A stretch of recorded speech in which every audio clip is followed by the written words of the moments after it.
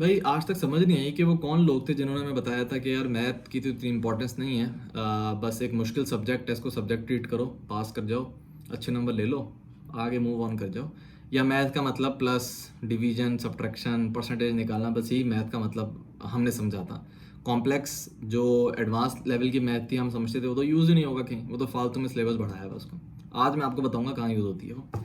ये वो एप्लीकेशन है जो हर बंदे ने अपनी ज़िंदगी में देखी होगी, चाहे आप गांव में रह रहे हो, शहर में, अमीर हो गरीब हो, टेक्नोलॉजी है नहीं है। आपने हमेशा सुना होगा 3 दिन बाद बारिश की पेशन गोई है, एक हफ्ते में इतना मौसम रहेगा, गर्म रहेगा, बादल छाए रहेंगे। ये जो वेदर प्रिडिक्शन आप कर रहे होते हो, ये बचपन से आपने सुनी हुई होगी, तो आपके जहन में आना चाहिए वेदर प्रिडिक्शन होती कैसे, कैसे आप प्रिडिक्शन कर रहे होते हो।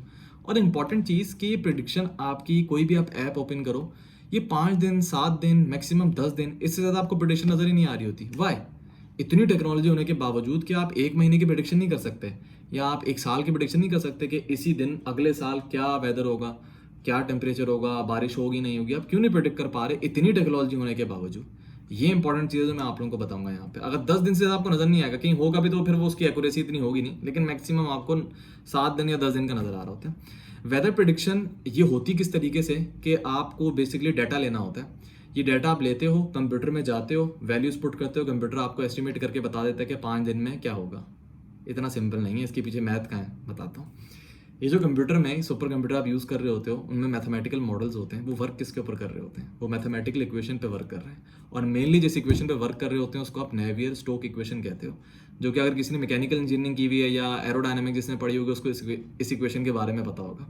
ये जो नेवियर स्टोक इक्वेशन है ना, ये आपके फ्लूइड का बिहेवियर बताती है। अब फ्लूइड क्या होता है यार? जो आपका वेदर है ये मेनली इफेक्ट किस तरह होता है, आपका जो एटमॉस्फेयर है या जो ओशंस है, समंदर हैं, उनकी वजह से आपके वेदर में सब चेंजिंग आ रही होती है ना। तो ये क्या है? ये फ्लूइड तो है।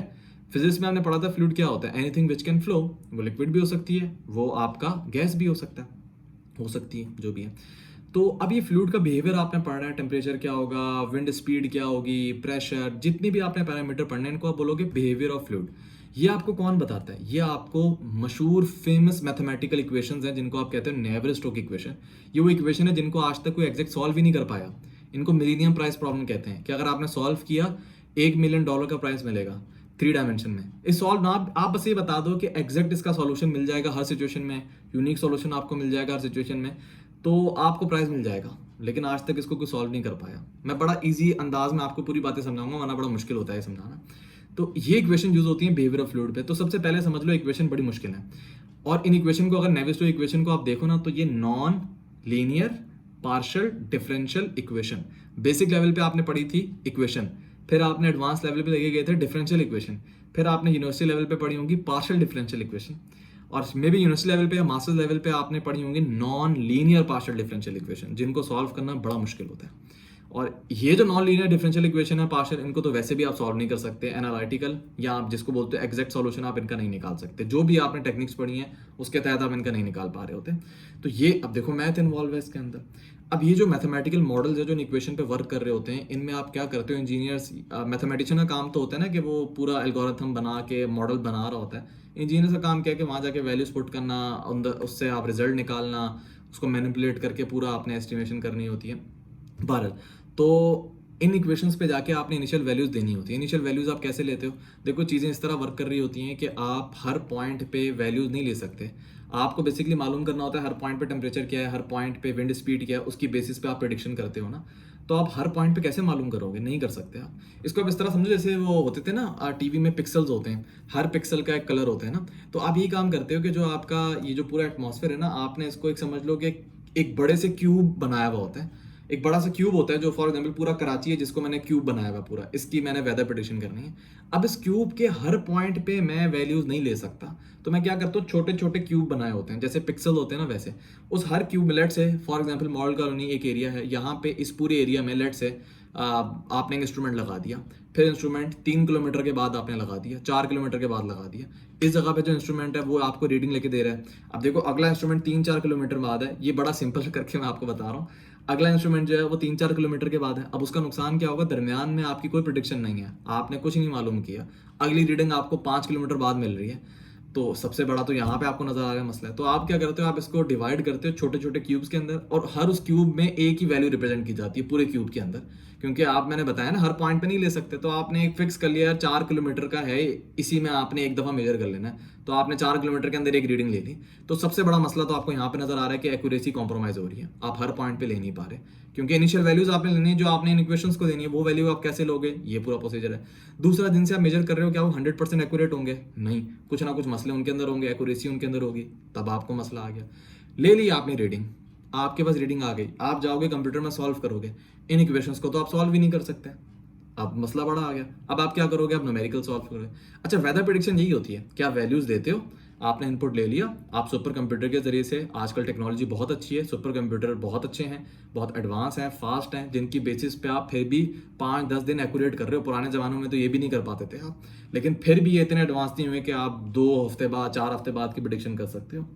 बहरहाल आप वैल्यूज देते हो, ये आपको एस्टिमेट करके बता देता है, एक्स्ट्रापोलेट करके कि यार 5 दिन बाद क्या वेदर प्रेडिक्शन होगी, 6 दिन बाद क्या वेदर प्रेडिक्शन होगी। तो आपको बस वैल्यूज देनी है, मैंने बता दी किस तरीके से नॉर्मली आप ले रहे होते हो।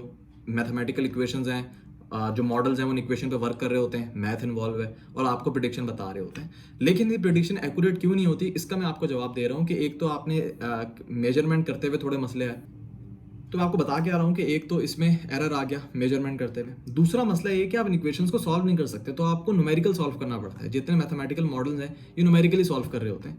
जब आप न्यूमेरिकली सॉल्व करते हो, जाहिर सी बात है उसमें भी आपका मसला है। और ये जो नेवियर-स्टोक्स इक्वेशन है, non linear partial differential equation, ये बहुत सेंसिटिव है हल्की सी इनिशियल वैल्यू के ऊपर। इसको आप बटरफ्लाई इफेक्ट कहते हो कि हल्का सा इनिशियल, ये एक्सपेरिमेंट भी एक बहुत अर्से पहले किसी ने किया था कि हल्का सा इनिशियल वैल्यूज में बहुत ही कोई माइन्यूटली सा कोई फर्क था, जिसकी बेसिस पे दोनों आंसर आपके बहुत अलग थे। हालांकि इनिशियल वैल्यूज में बहुत हल्का फर्क था, लेकिन आंसर इतने डाइवर्ज कर रहे थे। इसका मतलब ये ऐसी सेंसिटिव पार्शियल डिफरेंशियल इक्वेशंस हैं जिनमें हल्की सी अगर इनिशियल कंडीशन चेंज हुई तो आप प्रेडिक्शन अच्छी नहीं कर सकते। तो पहली बात, इनिशियल कंडीशन लेते हुए आपने मसला किया, तो चलो ठीक है, आप उसके लिए अलग टेक्निक यूज करते हो कि यार आप बार बार सिमुलेशंस कर रहे होते हो, और अगर सेम रिजल्ट मिल रहा है इसका मतलब आप सही बेसिस पे हो। लेकिन 5 दिन बाद, 7 दिन बाद आपकी प्रेडिक्शन फेल इसलिए होगी कि यार आपने आज फॉर एग्जाम्पल प्रेडिक्ट कर लिया, इनिशियल कंडीशन हर दिन आपकी चेंज हो रही है, हल्का सा इनिशियल कंडीशन में चेंज आ गया, अगले दिन अलग, अगले दिन अलग, करते करते करते 7 दिन बाद मे बी वो कंडीशन इतनी चेंज हो जाए कि जो आपने एस्टिमेशन की थी वो गलत हो जाएगी। तो कितनी बेसिस पे आपको नजर आता है कि 7 दिन बाद बड़ा अच्छा प्रेडिक्ट सही किया हुआ होता है, यार इस हफ्ते पूरा बारिश होगी, वाकई इस हफ्ते पूरा बारिश हुई, लेकिन कितनी दफ़ा आप देखोगे यार प्रेडिक्शन सही नहीं हुई। उसकी वजह ये होती है कि ये ऐसी चीज़ है कि जिसमें प्रेडिक्शन बड़ी मुश्किल होती है। हल्की सी इनिशियल कंडीशन चेंज होगी, आपका रिजल्ट जो है वो एक्यूरेट ही नहीं आएगा। ये सबसे बड़ा मसला है इसका। तो दैट्स वाई पहले मैंने आपको बता दिया प्रेडिक्शन कैसे हो रही होती है। कंप्यूटर में कर तो रहे होते हो, लेकिन बिहाइंड पे मैथ है पूरी। दूसरा, मैंने आपको बता दिया कि दैट्स वाई आप 7 दिन 10 दिन से ज़्यादा कहीं भी प्रेडिक्शन नहीं देख रहे होगे। ये है भाई मैथ की इंपॉर्टेंस।